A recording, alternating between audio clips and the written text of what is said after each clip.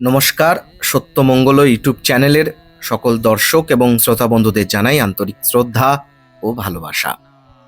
আজ আমরা এই ভিডিওর মাধ্যমে শ্রী শ্রী মায়ের কথা থেকে আলোচনা করব।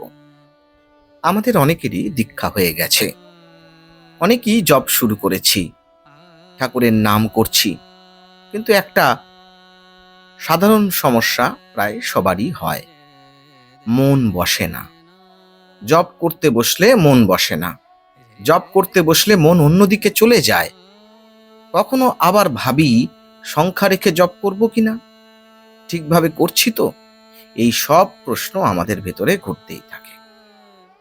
এই বিষয়ে শ্রী শ্রী মায়ের অপূর্ব উপদেশ আমাদের আধ্যাত্মিক জীবনে ভীষণ উপকারে আসবে। স্বামী শান্তানন্দজি মহারাজ, মা তখন কোয়ালপাড়ায় রয়েছেন।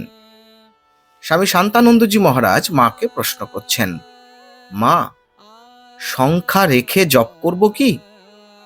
মা উত্তর দিচ্ছেন, সংখ্যা রেখে জপ করলে সংখ্যার দিকে লক্ষ্য থাকে, এমনি জপ করবে।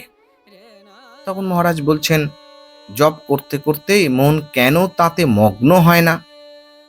এইবার মা বলছেন, করতে করতেই হবে, মন না বসলেও জপ করতে ছাড়বে না। তোমার কাজ তুমি করে যাবে, নাম করতে করতে মন আপনি স্থির হবে, বায়ুহীন স্থানে দীপ শিখার মতো। বাতাস থাকলে প্রদীপের শিখা স্থির থাকে না, মনেও কল্পনা বাসনা থাকলে মন স্থির হয় না। আবার ঠিক ঠিক মন্ত্র উচ্চারণ না হলে দেরি হয়। একটি স্ত্রীলোকের মন্ত্র ছিল রুক্মিণী নাথায়, সে রুকু রুকু জপ করত, সেজন্যে তাকে কিছুদিন ঠেকতে হয়েছিল। পরে আবার তার কৃপায় সে ঠিক মন্ত্র পায়। মায়ের এই কথাগুলো দেখুন, আমাদের একটা বড় শিক্ষা দেয়। জপ মানে শুধু সংখ্যা পূরণ নয়, তাই না?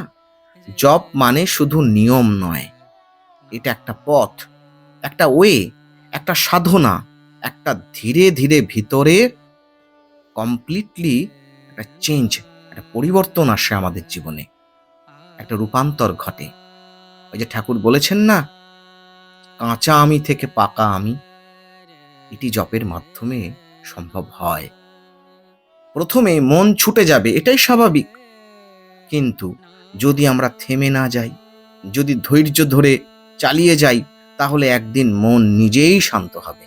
যেমন মা বলেছেন, বায়ুহীন স্থানে দীপ শিখার মতো, ঠিক তেমনি একদিন মন স্থির হয়ে যাবে।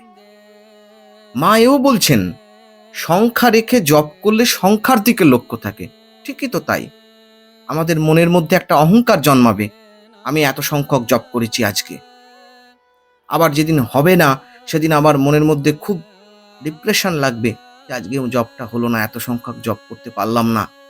কিন্তু আমরা যদি নিরন্তর চেষ্টা করতে থাকি যে জপের সংখ্যার দিকে না তাকিয়ে শুধু তাকে ভালোবেসে তার নাম স্মরণ আর জপ করে যাব, তাই হাল ছাড়লে আমাদের চলবে না। প্রতিদিন একটু একটু করে নাম জপ করুন, ভরসা রাখুন, যার নাম নিচ্ছেন তিনি সবই জানেন। সঠিক সময়ে সঠিকভাবে তিনি, আমাদের ঠাকুর, নিজেই আমাদের পথ দেখাবেন। আশা করি আজকের এই ভিডিও আপনাদের খুব ভালো লেগেছে। আর সত্যিই যদি ভালো লেগে থাকে, তাহলে প্রতিদিনের মতো ভিডিওটিতে একটি লাইক, শেয়ার, কমেন্ট ও চ্যানেলে যারা নতুন এসেছেন তারা চ্যানেলটিকে সাবস্ক্রাইব করে সত্যমঙ্গল ইউটিউব চ্যানেলের পাশে থাকবেন। ধন্যবাদ।